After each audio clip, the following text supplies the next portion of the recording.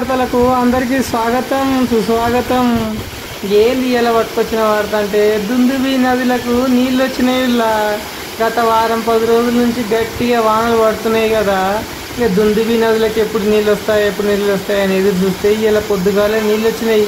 ఇక మెక్కొండ దగ్గర నుంచి బైరంపల్లి అమ్మపల్లి మధ్యలో కురగడ్డపల్లి దగ్గర ఉన్న మీనామరం పరశేశ్వర స్వామి డ్యామ్ దగ్గరికి చేరుకుంటున్నాయి. ఇక చుట్టుపక్కల ఊర్లోళ్ళు కొద్దిగా చిన్నపిల్లలు వాళ్ళు వాగులకు పోతే కొద్దిగా పైలము.